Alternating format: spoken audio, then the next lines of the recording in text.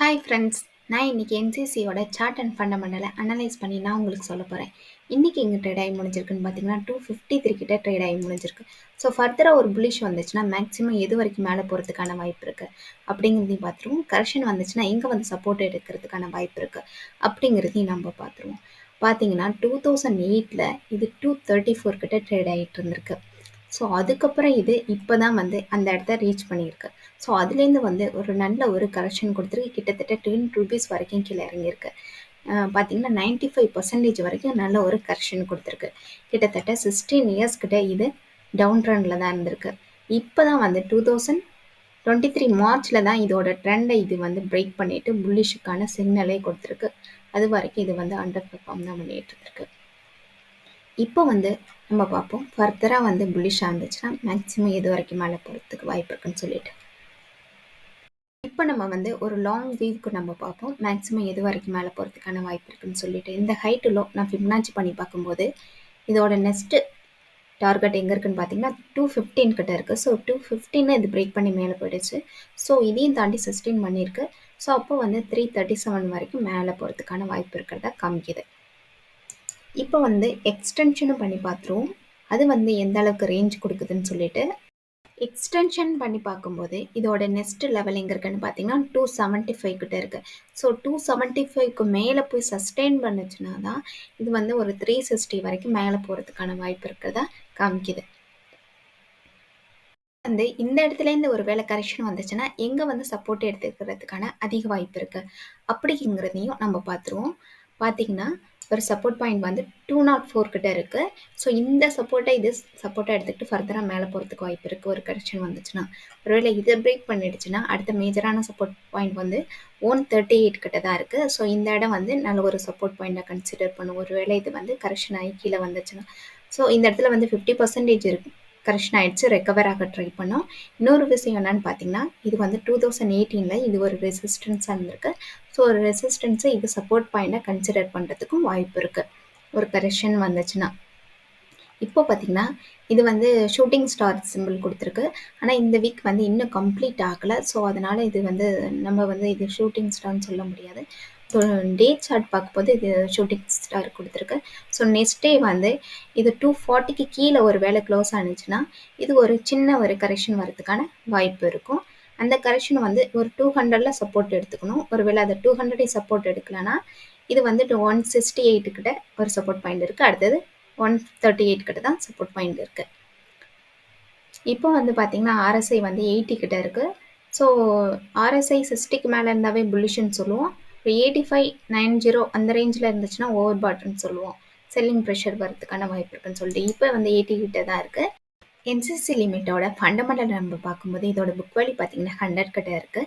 Price to book value பார்த்தீங்கன்னா 2.5 கிட்ட இருக்குது. அதாவது புக் வேல்யூலேருந்து கரண்ட் ப்ரைஸ் வந்து 2.5 டைம்ஸ் அதிகமாக ட்ரேட் ஆகிட்டு இருக்கதை காமிக்குது. இவங்க எவ்வளோ டிவிடெண்ட் கொடுக்குறாங்கன்னு பார்த்தீங்கன்னா 0.87% கிட்ட டிவிடெண்ட் கொடுக்குறாங்க. இதோட இண்டஸ்ட்ரி பி வந்து 28.8 கிட்ட இருக்குது. ஸ்டாக் பி வந்து 23.7 கிட்ட இருக்குது. ஸோ இண்டஸ்ட்ரி பியோட ஸ்டாக் பி கம்மியாக தான் இருக்குது. ஆனால் 10 இயர்ஸ் பியோட கம்பேர் பண்ணும்போது ஸ்டாக் பி அதிகமாக இருக்குது. பார்த்தீங்கன்னா 10 இயர்ஸ் பி வந்து 16 கிட்ட தான் இருக்குது. ஸ்டாக் பி வந்து 23 கிட்ட இருக்குது. இது கொஞ்சம் அதிகமாக இருக்குது. ஆர்ஓசி பார்த்தீங்கன்னா 18.7% கிட்ட இருக்குது. ஆர்ஓஇ வந்து 10% கிட்ட இருக்குது. இதோட ஃபேஸ் வேல்யூ வந்து 2. ஒரு ஷேருக்கு இவங்க ₹10 கிட்ட ஏர்ன் பண்ணுறாங்க. இவங்களுக்கு டெப்ட் பார்த்தீங்கன்னா 0.23 கிட்ட இருக்குது. ப்ரொமோட்டர் ஹோல்டிங் வந்து 22% கிட்ட வச்சுருக்காங்க. லாஸ்ட் 3 இயர்ஸில் ப்ரொமோட்டர் வந்து 2.32% கிட்ட அவங்களோட ஸ்டேக்கை இன்க்ரீஸ் பண்ணியிருக்காங்க லாஸ்ட் 3 இயர்ஸில். எஃப்ஐ பார்த்தீங்கன்னா 24% கிட்ட வச்சுருக்காங்க. லாஸ்ட் 3 இயர்ஸில் 13.6% கிட்ட இவங்களோட ஸ்டேக்கை இன்க்ரீஸ் பண்ணியிருக்காங்க எஃப்ஐ. பிஜி ரேஷியோ வந்து 1க்கு கீழே இருந்தால் நல்ல ஒரு ஃபேரான ப்ரைஸில் ட்ரேட் ஆகிட்டு இருக்கதா அர்த்தம். இது 1 கிட்ட தான் இருக்குது. கரண்ட் ரேஷியோ பார்த்தீங்கன்னா 1.32 கிட்ட இருக்குது. நம்ம எப்பவும் சொல்லுவோம் கரண்ட் ரேஷியோ வந்து 2க்கு மேலே இருக்கணும்னு சொல்லிட்டு. ஃப்ரீ கேஷ் ஃப்ளோ வந்து 16.9 கிட்ட இருக்குது.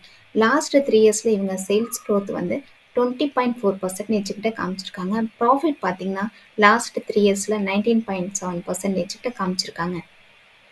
குவார்ட்டர் வைஸ் வந்து எங்களோட சேல்ஸ் நம்ம பார்க்கும்போது செப்டம்பர் 2023 4,720 க்ரோஸ் கிட்ட இருந்திருக்கு. டிசம்பரில் வந்து 5,260 க்ரோஸ் கிட்ட இன்க்ரீஸ் பண்ணியிருக்காங்க எங்களோட சேல்ஸை. எக்ஸ்பென்சஸ் பார்க்கும்போது செப்டம்பரில் 4416 க்ரோஸ் கிட்ட காமிச்சிருக்காங்க. டிசம்பர் குவார்ட்டரில் 4755 க்ரோஸ் கிட்ட காமிச்சிருக்காங்க. ஸோ சேல்ஸ் இன்க்ரீஸ் ஆயிருக்கு, எக்ஸ்பென்சஸுமே இன்க்ரீஸ் ஆயிருக்கு. ஸோ ஆப்ரேட்டிங் ப்ராஃபிட்னு பார்க்கும்போது செப்டம்பரில் 304 க்ரோஸ் கிட்ட காமிச்சிருக்காங்க. அதே டிசம்பரில் 505 க்ரோஸ் கிட்ட காமிச்சிருக்காங்க. ஸோ டேக்ஸ் போக நெட் ப்ராஃபிட்னு நம்ம பார்க்கும்போது செப்டம்பரில் 86 க்ரோஸ் கிட்ட தான் காமிச்சிருக்காங்க. டிசம்பர் 2023ல் 231 க்ரோஸ் கிட்ட காமிச்சிருக்காங்க. ஸோ ஏர்னிங் பர் ஷேர்னு பார்க்கும்போது செப்டம்பரில் 1.23 ருபீஸ் கிட்ட தான் ஏர்னிங் பர் ஷேராக இருந்திருக்கு. அதுவே டிசம்பரில் வந்து 3.51 ருபீஸ் கிட்ட ஏர்னிங் பர் ஷேராக இருந்திருக்கு. ஸோ இயர் ஆன் இயர் நம்ம பார்க்கும்போது மார்ச் 2023ல் சேல்ஸ் வந்து 15,553 க்ரோஸ் கிட்ட காமிச்சிருக்காங்க. அது இப்போ வந்து 19,309 க்ரோஸ் கிட்ட காமிச்சிருக்காங்க சேல்ஸு. ஸோ எக்ஸ்பென்சஸ்ன்னு பார்க்கும்போது மார்ச் 2023ல் 14,094 க்ரோஸ் கிட்ட காமிச்சிருக்காங்க. இப்போ வந்து 17,000 க்ரோஸ் கிட்ட காமிச்சிருக்காங்க. ஸோ ஆப்ரேட்டிங் ப்ராஃபிட்னு பார்க்கும்போது மார்ச் 2023ல் 1459 க்ரோஸ் கிட்ட காமிச்சிருக்காங்க. இப்போ வந்து 1683 க்ரோஸ் கிட்ட காமிச்சிருக்காங்க. ஸோ டேக்ஸ் போக நெட் ப்ராஃபிட் நம்ம பார்க்கும்போது மார்ச் 2023ல் 643 க்ரோஸ் கிட்ட காமிச்சிருக்காங்க. இப்போ வந்து 705 க்ரோஸ் கிட்ட காமிச்சிருக்காங்க. So year on year compare பண்ணும்போது எங்களோட நெட் ப்ராஃபிட் வந்து இன்க்ரீஸ் ஆகிருக்கு. ஏர்னிங் பர் ஷேர்னு பார்க்கும்போது மார்ச் 2023ல் 9.70 ருபீஸ் கிட்ட ஏர்னிங் பர் ஷேராக இருந்தது. இப்போ 10.54 ருபீஸ் கிட்ட ஏர்னிங் பர் ஷேராக இருக்குது. இப்போ நம்ம ஷேர் ஹோல்டர் பேட்டர்ன் பார்ப்போம். ப்ரொமோட்டர் கிட்ட பார்த்துட்டோம் 22% கிட்ட ஹோல்டிங்கில் இருக்காங்கன்னு சொல்லிட்டு, எஃப்ஐ கிட்ட 23.89% கிட்ட ஹோல்டிங்கில் இருக்காங்க. டிஐ கிட்ட 10.52% கிட்ட ஹோல்டிங்கில் இருக்காங்க. பப்ளிக் கிட்ட தான் ரொம்ப அதிகமாக இருக்குது, பார்த்தீங்கன்னா 43.59% கிட்ட ஹோல்டிங்கில் இருக்காங்க. உங்களுக்கு இந்த வீடியோ பிடிச்சிருந்துச்சுன்னா லைக் பண்ணுங்கள், சப்ஸ்கிரைப் பண்ணுங்கள். இந்த வீடியோ பார்த்தீங்கன்னா எஜுகேஷன் பர்பஸ்க்காக தான். நீங்கள் ஃபர்தராக இன்வெஸ்ட்மெண்ட் பண்ணணும்னு நினச்சிங்கன்னா உங்களுடைய ஃபினான்சியல் அட்வைசரை கன்சல்ட் பண்ணிக்கிட்டு பை பண்ணுங்கள், செல் பண்ணுங்கள். தேங்க்யூ.